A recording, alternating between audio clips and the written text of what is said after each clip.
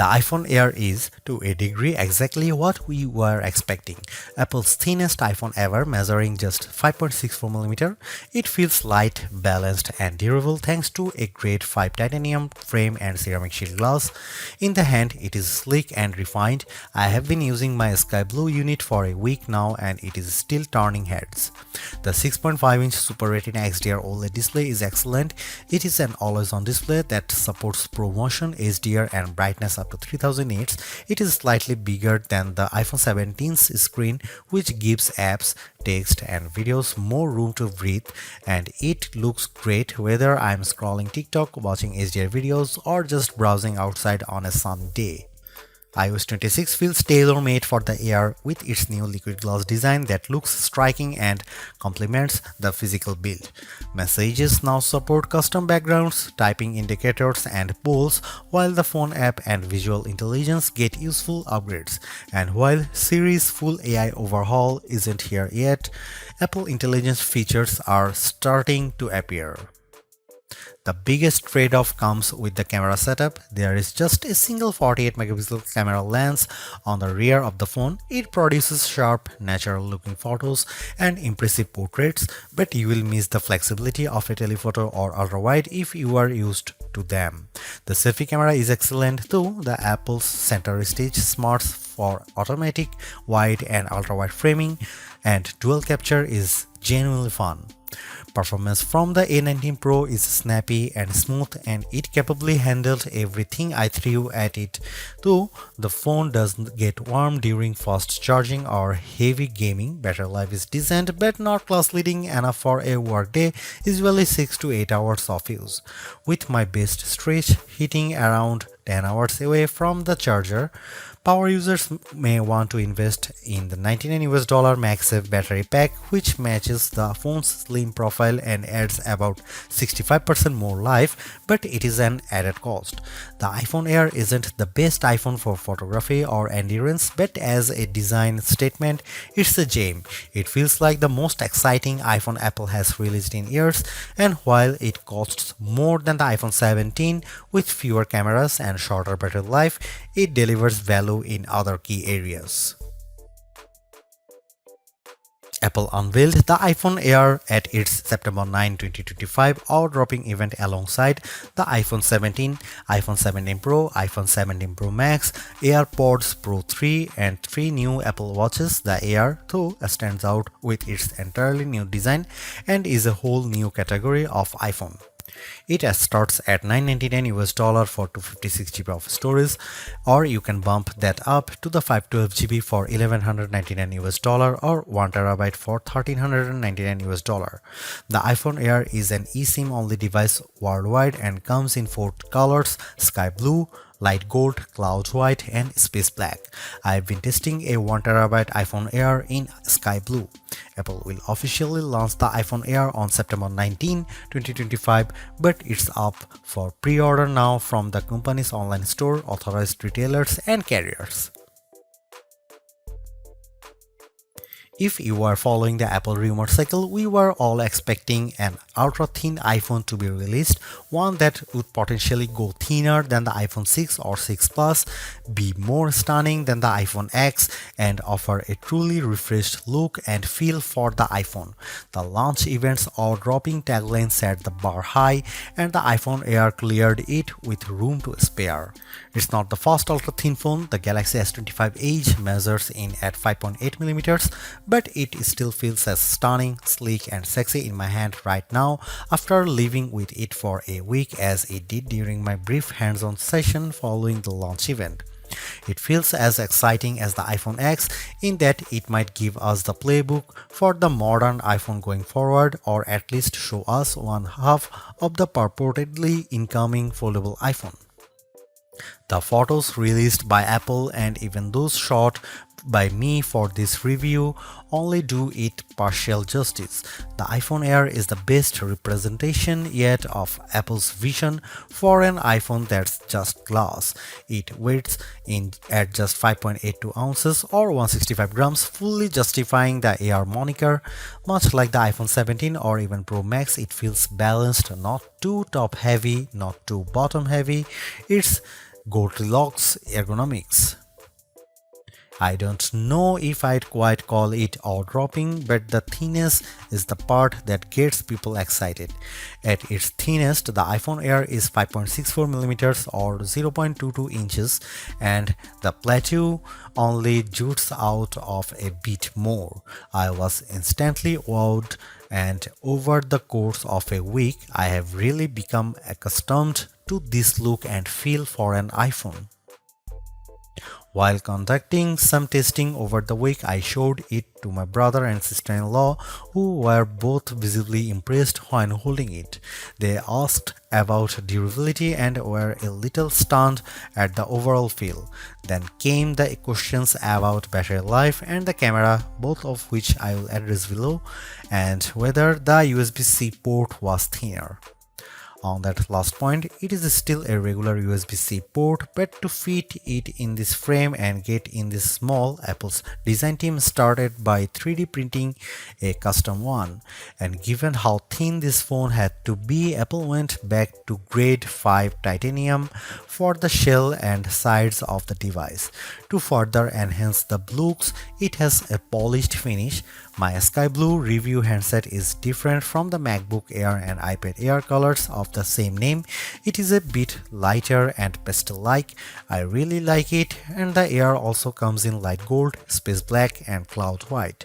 While the innermost layer of the iPhone Air sandwich is made of that strong titanium, which can bend slightly under pressure but is designed to spring back, it's topped and bottomed with glass and glass ceramic, specifically ceramic shield 2 on the front and a ceramic shield on the back.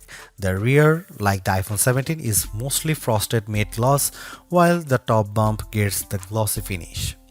Apple says the Air is 3 times more scratch resistant on the front, so I've still been careful sliding this in and out of my front or rear jeans pockets, and the back is 4 times more crack resistant. It also has the same IP68 rating for resistance to dust and water as the iPhone 17, 17 Pro and 17 Pro Max. It survived a light drizzle shortly after I unboxed it in Apple Park. The weather's been wet in my home state of Jersey, and the Air has shown no issues when being used in rain or surviving a dunk test. Even given the extreme thinness here, you still get the usual buttons you would expect on an iPhone. Camera control has been redesigned to live on the right hand side, and it's slightly thinner but about the same length as on other iPhones. The power or sleep button sits slightly higher on this side, with the action button, volume up and volume down on the left. The main mono speaker lives at the top of some microphones, and there are 2 other microphones either side of the USB-C port on the bottom.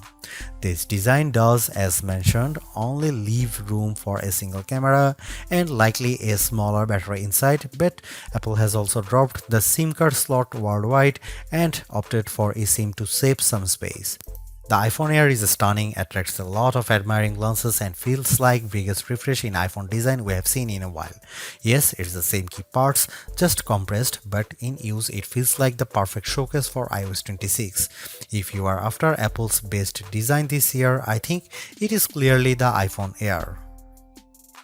For $999 US, it would be a little mean for Apple not to include promotion or always-on functionality here, and the iPhone Air supports both.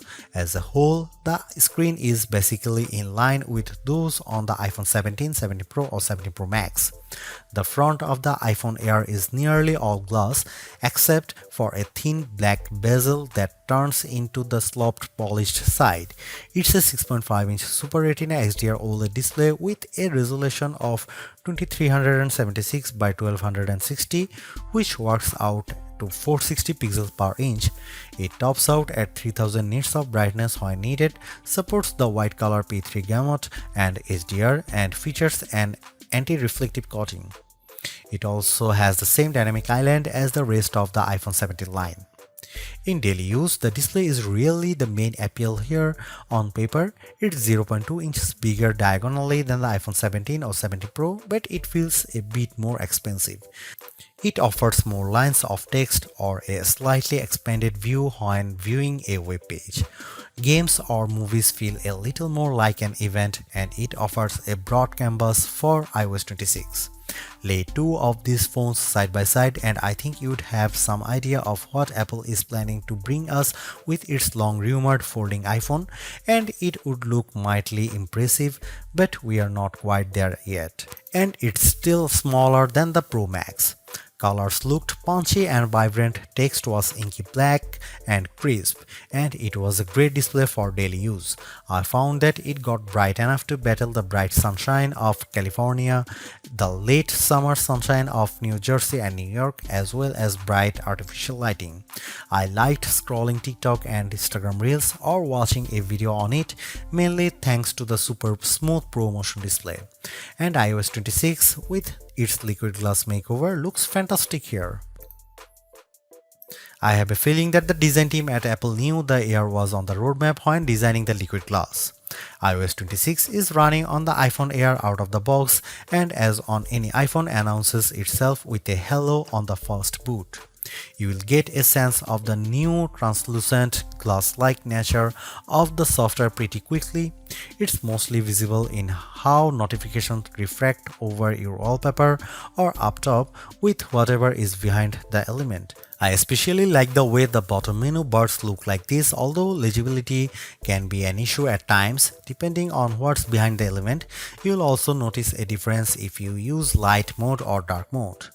The redesign is only a portion of iOS 26 as Apple's latest OS introduces a number of new features. I am keen to put many of the new parts of messages to the test with my friends and various group chats. With the latter, you will now get typing indicators and you can set a custom background for any message group or individual.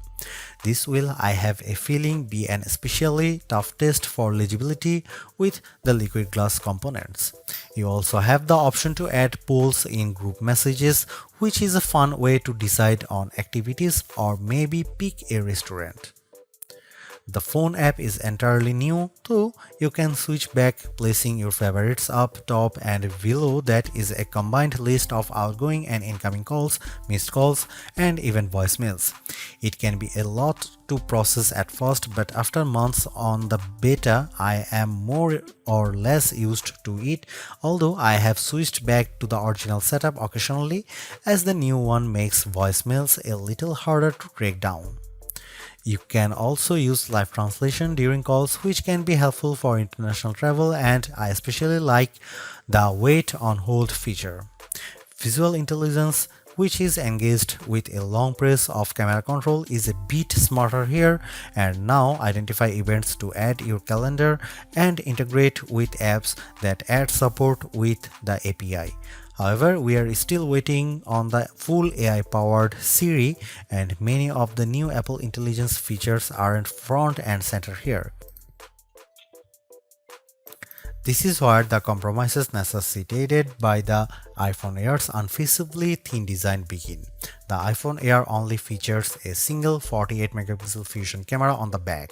It can shoot at 1x, a sensor crop in 2x, or a maximum digital 10x, but the quality falls off noticeably with the latter. I'll cut to the chase here. If you are after the iPhone with the best cameras or even just some variety for shooting, this is probably not it. Here are some camera samples of the new iPhone Air.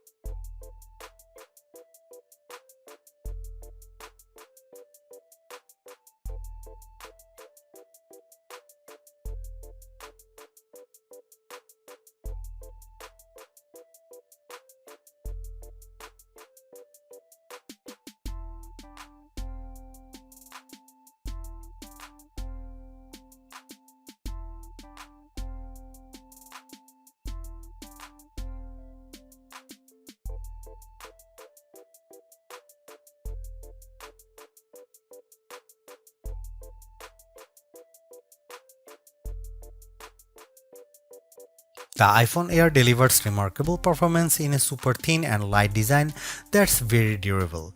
I especially like getting A19 Pro power in something this compact, but you have to make some trade-offs for the steep $999 price. You get only a single rear camera, which means no telephoto zoom, ultra-wide or macro shots, and while the Air's battery life is solid, it's a few hours behind the iPhone 70 Pro Max.